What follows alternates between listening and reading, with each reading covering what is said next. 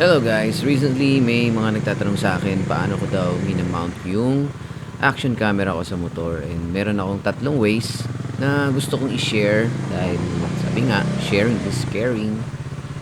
Ito yung una kong way of mounting. Nakasaksak lang siya sa backpack habang naka fully stretch yung monopod kasi it gives parang a unique angle na makikita nyo ngayon dito sa video, di ba? Parang may sumusunod lang na camera sa akin. Second way ko naman is itong side mirror angle. Meron akong clamp na naka-attach dyan. Nabili ko lang din sa Lazada. And ang ganda niya kasi mas kita yung driver. And at the same time, kita rin naman din lahat ng angle from the front, sa rear.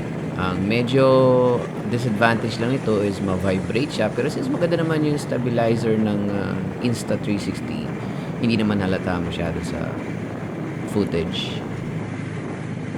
At ang pangatlong way of mounting ko naman ng Insta is itong neck mount. Nabili ko rin to sa Telecine naman, sa Lazada. And gustong gusto ko siya kasi dito mas nakikita yung first person point of view. Dati mahilig akong maglagay ng chin mount sa helmet, kaso dahil nabibigatan ako talaga, medyo mahirap siya sa mga long rides. Mas prefer ko na ngayon yung neck mount kasi walang weight sa helmet. So, nasa neck ko siya at mas supported kaysa nakalagay siya sa dulo ng helmet ko. So, dito, makikita ninyo, kinakabit ko siya using yung mga quick release ko ng Ulanzi. Napakadali kapag meron kang quick release kasi from monopod to side mirror mount hanggang sa neck mount. Napagpapalit-palit ko ng madali yung mounting ko. Hindi na kailangan iikot-ikot sa screw kasi matagal din yun. So, hihinto lang ako syempre for safety para magpalit ng view, magpalit ng angle.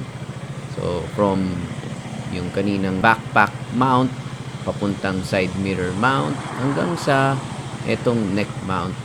Yan ang tatlong paborito kong angle pagdating sa mounting ng action cam. So, sana nakatulong tong tip ko sa inyo guys.